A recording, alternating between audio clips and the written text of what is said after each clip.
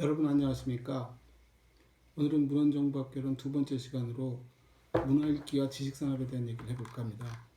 여러분들이 보내준 여러 가지 의견, 여러분들의 생각들을 정리해보면 문화읽기에서 가장 좀 이해를 못하는 대목이 문화 갈등에 대한 얘기인 것이고, 그 도서관에 대한 이해를 귀납적으로 우리가 이해할 필요가 있겠다라는 것에 대해서도 왜 귀납적이어야 하지? 라고 보는 것은 이제 그런 고민들을 많이 하는 것 같더라고요.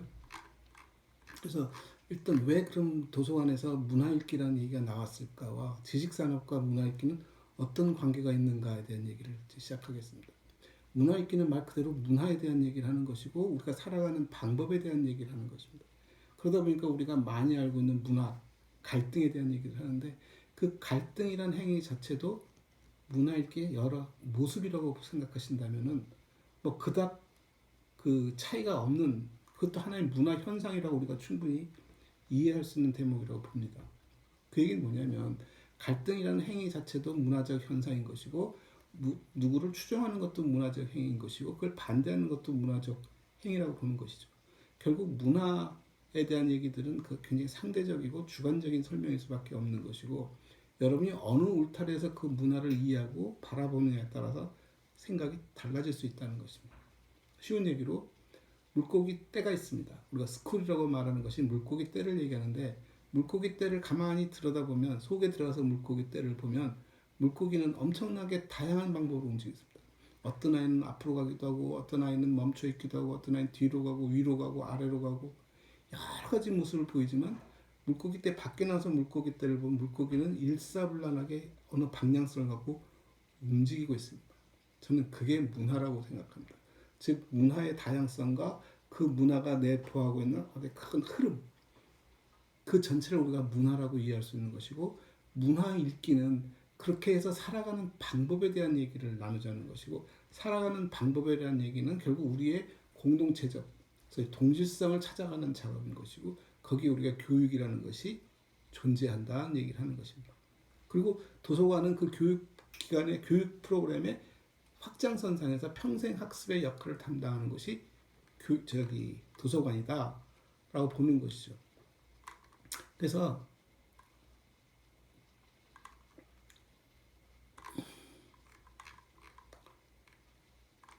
쉽게 얘기하면 그 문화읽기는 제가 쓴 글들을 읽어보면 문화읽기는 그것의 실현을 위하여 수단과 도구 그리고 그에 맞는 환경을 요구한다. 문화읽기의 수단은 교육이다. 문화읽기가 그냥 이루어지는 것이 아니라 체화를 통하여 전이하는 특성이 있어 교육을 통하여 하나됨을 인식하게 되는 것이다. 지식과 함께 전달되는 사회화 과정이 곧 문화읽기의 과정이다. 그 시대에 생산된 지식과 그 시대에 통용되는 지식이 우리의 오감을 통하여 전달될 때 비로소 하나의 완성된 문화읽기가 이루어지는 것이다. 어렸을 때 우리가 경험한 소꿉놀이, 줄넘기, 사방치기와 같은 게임을 비롯하여 교과서를 통한 읽기와 쓰기, 언어를 통한 의사소통 행위, 집안의 제사와 고향 나들이를 통한 전통의 체험 등 그 방법은 정규 교육 과정을 비롯하여 우리의 삶 전체가 문화읽기의 방법이 되는 것이다. 이런 문화읽기는 시대에 따라 그 시대의 기술에 도움을 받는다. 우리 어린 시절 동무들과 같이 한 소꿉놀이에서 사용한 길에서 구한 돌과 나무가 그 시대의 문화체험 도구라면 지금의 어린이는 게임기와 인터넷을 통한 시대적 공감성이 곧 그들의 문화체험 도구일 수 있다. 기술의 발달 역시 문화 지체와 문화 변혁을 거쳐 자리매김하는 독특한 문화를 볼 때 문화 담론으로서만이 아닌 우리의 문화 주체로 적극 수용할 필요가 있는 것이다. 즉, 그 과정의 속도는 느릴 수도 있고 빠를 수도 있고 그 안에서 어떤 사람들은 지체 현상을 보일 수도 있고 어떤 사람은 굉장히 선진화되고 앞서가는 모습을 보일 수 있고 이런 것들 속에서 우리가 서로 호흡을 조절하고 또 그것을 이해하고 움직인다는 얘기죠. 그래서 그 세대 간의 갈등이라고 말하는 것도 마찬가지입니다. 나이 든 사람들이 젊은 친구를 이해하지 못하고 젊은 친구들은 나이 든 사람들을 굉장히 구태하게 쳐다보는 것들도 우리가 살아가는 방법의 차이에서 나타나는 문화 현상이라고 보는 것이죠. 한 100년, 200년 전을 봅시다. 물론 그 시대에도 노인네들은 젊은 친구들을 굉장히 못마땅하게 여겼을 것이고 젊은 친구들은 노인네들을 향해서 항상 구태하고 고리타분하다는 얘기를 했을 겁니다. 그럼에도 불구하고 우리가 그 시대를 돌이켜보면 그 시대는 거의 정체된 것처럼 보일 수 있는 거죠. 거의 변화가 없는 얘기를 하는 것이고 근데 그런 사람들이 우리의 100년 후의 모습을 보면 엄청나게 하루가 다르게 변하고 있는 모습을 느낄 수 있다는 것이죠. 그러니까 즉 변혁이라든가 지체라든가 하는 말들은 갈등, 이 모든 것들이 전부 문화 하나의 현상으로 이해할 필요가 있겠다는 얘기를 하는 것이고, 그 속에 도서관의 역할이 있다. 평생 학습 기관으로서의 도서관이 있으며, 그 도서관은 계속해서 해주는 것이 체화 과정이라는 얘기죠. 아까 우리가 문화 읽기는 그 체화 과정의 연속성을 얘기하는 것이고, 체화 과정을 통해서 전달되어진 얘기를 하는 것이고, 그 과정 속에서 우리가 지식이 필요한 것이고, 그 지식은 필요에 따라서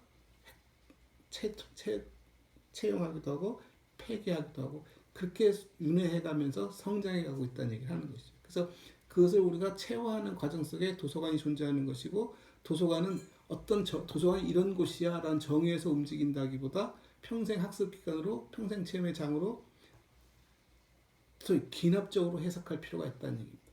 그 귀납과 연역의 얘기를 하자면, 연역은 어떤 주어진 명제를 가지고 그 명제에 맞게끔 어떤 현상을 그 명제의 옳고 그름으로 판단해가는 과정이라면, 귀납법은 모든 사례들을 하나하나 들어가면서 특정한 명제를 도출해나가는 과정이라고 보면 됩니다.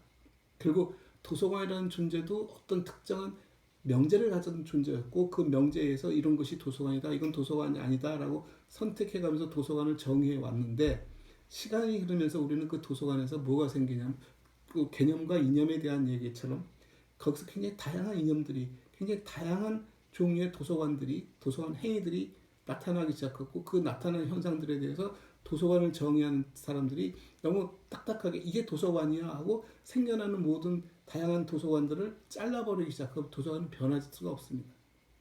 그래서 다양해지는 도서관들을 우리가 쭉 수렴하면서, 왜냐하면 사람들의 행동이 아무리 극단적으로 움직인다 하더라도 큰 흐름 속에서는 못 벗어나거든요.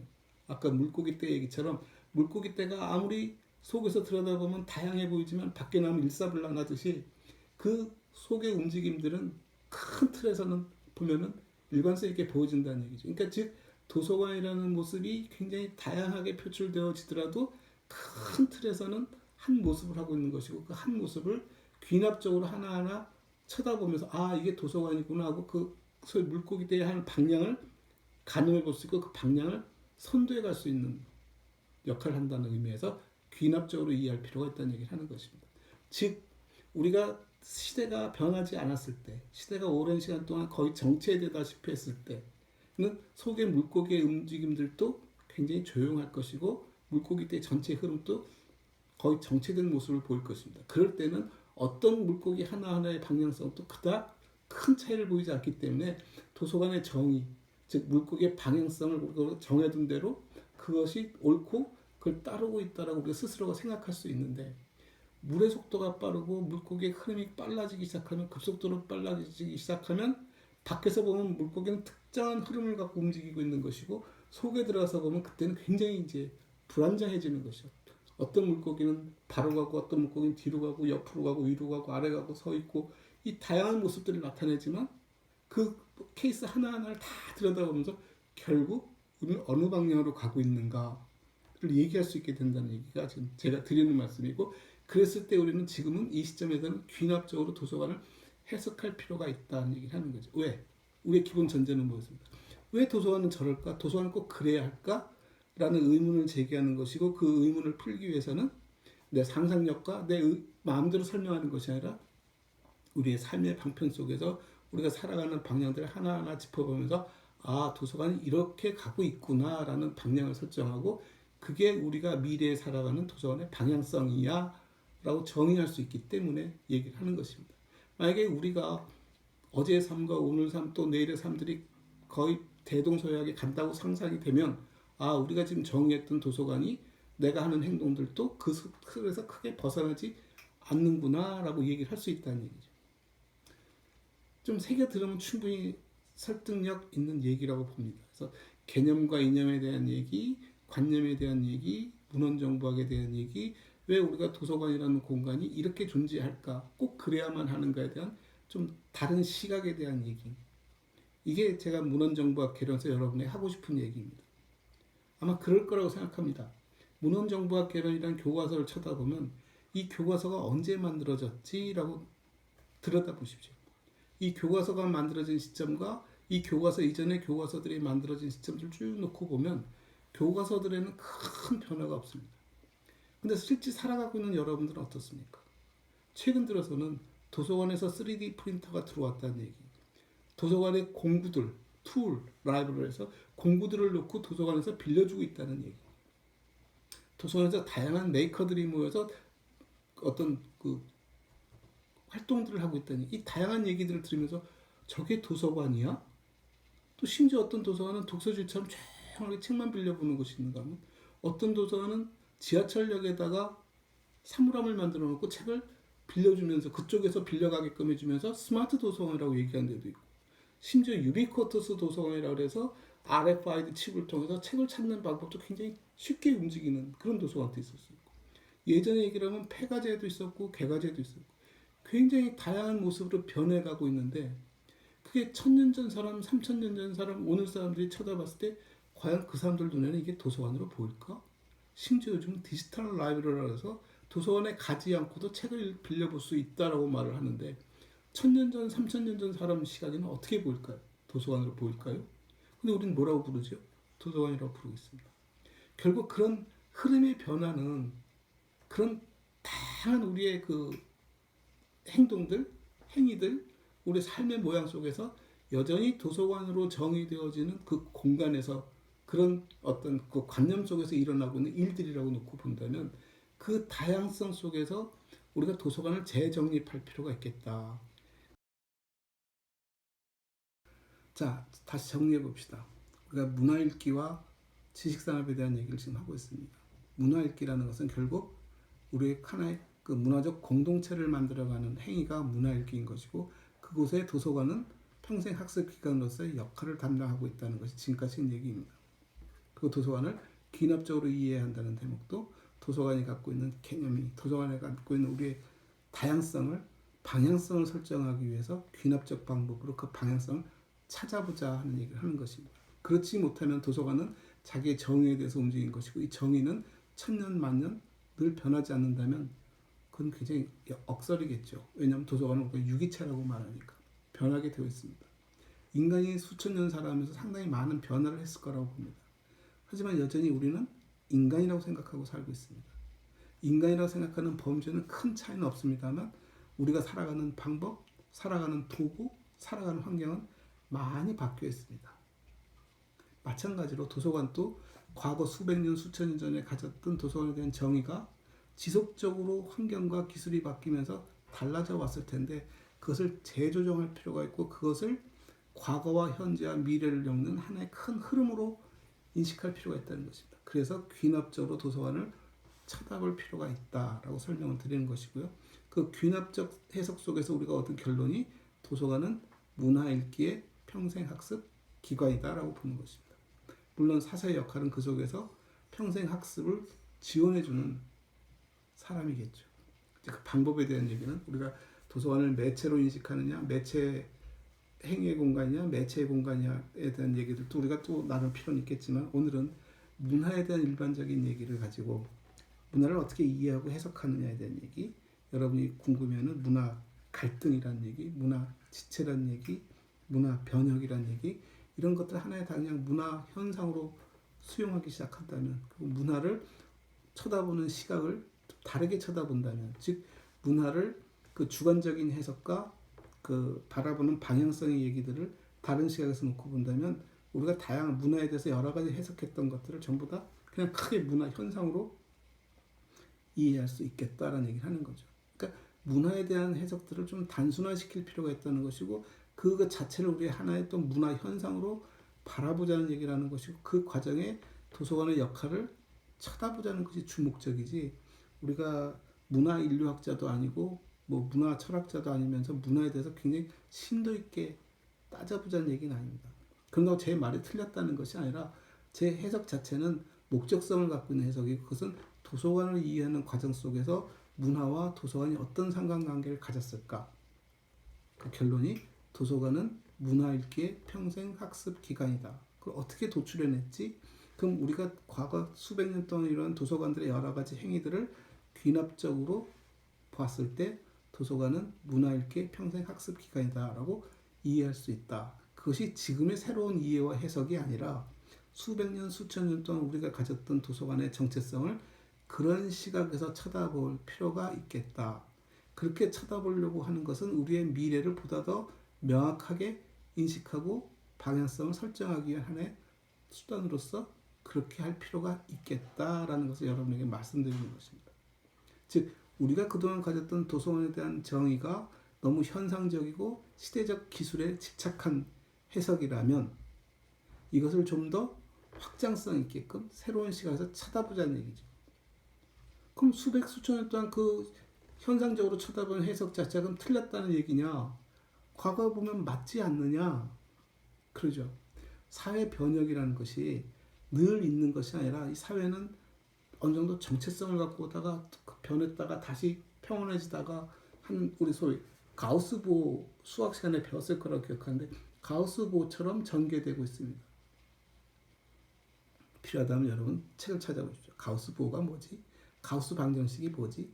그래서 가우스 방정식은 이렇게 불연속으로 평행 뭐랄까 평평하게 가다가 쉬프트 들어서 가다가 또 내려가다가 올라가다가 이렇게 계단처럼 움직이는 형태를 가우스 방정식이라고 가우스 공식이라고 그럽니다. 수식. 그래서 그 속에서 길게 정체되지 않고 길게 변하지 않고 오던 우리의 도서관 문화가 도서관에 대한 정의가 시대가 시간 기술과 환경이 바뀌면서 굉장히 다양한 모습을 보이기 시작했다는 거죠. 그 다양한 모습을 보이고 있는 도서관들의 정체성을 찾기 위해서 도서관을 귀납적으로 해석하고 그 결론을 그렇게 도출한다면 이 결론이 과거 급격하게 다른 새로운 종의 탄생이 아니라 여전히 도서관의 연속선상에서 놓고 본다면 맞는 해석이 될 수 있다는 얘기죠. 우리 인간을 어떻게 정의합니까? 호모 사피엔스라든가 뭐 호모를 달고 굉장히 다양한 단어를 붙이지 않습니까? 인간이 바뀐다는 얘기를 하는 것이 아니라 인간을 바라보는 시각을 그렇게 해석함으로써 목적이 뭡니까? 지금 우리를 정확하게 바라보는 것이고 미래를 정확하게 예측하기 위한 수단으로서 우리가 인간에 대한 정의를 내리고 하는 거지 않습니까? 그런데 이걸 그대로 과거로 알고 보면 여전히 틀린 얘기가 아니라 같은 얘기가 호모 사피엔스 또는 인간은 뭐 도구를 사용하는 동물이다. 인간은 경제적인 동물이다. 이런 것들이 과거에는 경제적이지 않았는데 지금 와서 경제적이 되어졌느냐라는 그런 변화의 얘기가 아니라 과거도 경제적인 동물이었다는 것을 우리가 충분히 해석해낼 수 있고 그 연장선상에서 지금 훨씬 중요한 가치가 우리 인간에게 굉장히 경제적이라는 것이고 이것은 미래적 가치로도 우리가 충분히 인식할 수 있겠다라는 얘기를 하는 거죠. 결국 도서관을 매체의 공간이 아닌 행위의 공간으로 인식하고 수천 년 전에도 여전히 그런 행위적 그 공간으로서 역할을 해왔구나. 미래는 더더구나 그 행위적 역할이 크겠구나. 왜? 매체가 주는 특징이 행위를 전제한 도구적 역할을 하기 때문에 우리가 도서관이 단순히 그 매체를 보존하고 관리하는 역할이 아니라 행위를 통해서 그것을 활용하고 하는 즉 문화 공동체를 만들어가는 도구적 장치들을 우리가 수집하고 관리해왔던 것이 우리의 역할이었구나. 그 설명을 하기 위해서 우리가 이 얘기를 한 것입니다. 그러니까 여러분들이 그 너무 이렇게 톡 끊어내가지고 문화 얘기, 무슨 얘기 이렇게 조각조각을 갖고 쳐다보고 그 깊이 들어가서 옳으니 그르니 따지자는 것이 아니라 저 선생님이 지금 하고자 하는 얘기는 도서관에 대한 5,000년의 역사를 어떤 식으로 쳐다볼 것인가에 대한 얘기를 하는 것이고 그것을 미래는 어떤 식으로 우리가 인식해갈 필요가 있겠는가를 얘기하는 것이고 그것을 좀 더 그냥 상상력을 동원해서 말을 하는 것이 아니라 우리의 현재 처해 있는 이 도서관의 다양성들을 귀납적으로 해석했을 때 결과가 도서관은 문화 읽기를 위한 평생 학습 기관으로서 역할을 하고 있다. 그게 수천 년 전에도 여전히 문화 읽기의 공간이었고 그 도구로서 파피루스와 점토판이 있었을 것이며 그게 불과 100년 전만 하더라도 책이라는 인쇄된 책이라는 형태로 존재해왔고 그게 21세기 들어오면서부터는 디지털한 형태로까지 굉장히 다양해지고 있음에도 불구하고 도서관이 매체 공간으로 존재하다 보고 현상적으로 쳐다보다 보면 정의에 의해서 움직이다 보면 저 디지털 도서관을 수용하기가 참 어려워진다. 왜? 도서관에 가지 않고도 도서관을 이용할 수 있는 일들이 생기고 인터넷이란 공간이 도서관보다 훨씬 더 나은 공간이 생겼는데 그럼 도서관은 없어지지 않을까? 현상적으로 바라본다면 도서관은 없어질 수 있습니다만 도서관을 관념적으로 이해하고 도서관을 행위의 공간으로 인식하기 시작하면 도서관은 형태를 달리하고 있고 표현을 달리하고 있고 드러내는 방법이 달라지지만 여전히 우리는 그것을 도서관이라고 인식할 수 있는 것이고 그것을 수행하는 사람이 결국 사서라고 본다면 사서가 도서관이라는 공간 안에 존재하지 않아도 여전히 사서는 도서관 서비스를 할 수 있는 것이고 도서관 서비스는 행위로서의 문화읽기 행위로서의 역할을 감당해가는 것이고 그것이 인터넷 속에 있던 우리 집에 있던 어떤 사무실에 있던 혼자 독립적으로 일을 하던 역할이 사서가 도서관을 운영하고 있다는 얘기가 되는 거죠. 도서관을 운영한다. 여러분 요즘 많이 쓰는 단어 중에 플랫폼이라는 단어가 있습니다. 우리가 알고 있는 플랫폼은 기차역. 눈에 익숙하죠. 어떻게 생긴지도 알죠. 거긴 기차가 지나가고 다양한 노선을 갖고 있는 기차에 사람들이 들고 나면서 이동을 시켜주는 것입니다. 그 비슷한 역할을 하는 것이 공항이 있습니다. 공항은 우리가 허브라고 부릅니다. 기차는 플랫폼이라고 부르고 이름은 조금 달라지만 역할이 비슷하잖아요. 근데 인터넷상에도 플랫폼이라는 것이 있습니다. 전자상거래를 하는 공간, 많은 가게들이 모이고 많은 이용자들이 찾아와서 상거래를 하고 있는데 실제 플랫폼에는 아무도 존재하지는 않습니다. 가게도 따로 있고 이용자도 따로 있고 단지 플랫폼에는 뭐가 주고받아집니까? 서비스만 주고받아집니다. 메타데이터들만 주고받아집니다.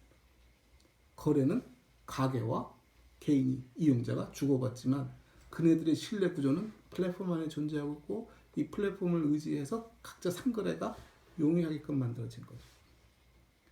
이 얘기를 하는 이유는 뭐냐면 옛날에는 이런 일들이 대리점에서 일어나겠고 특정 가게에서 일어났고 손님이 찾아갔고 했는데 이게 지금 플랫폼이라는 이상한 제3의 공간이 생기면서 이 역할을 보다 더 수월하게 해주고 있네.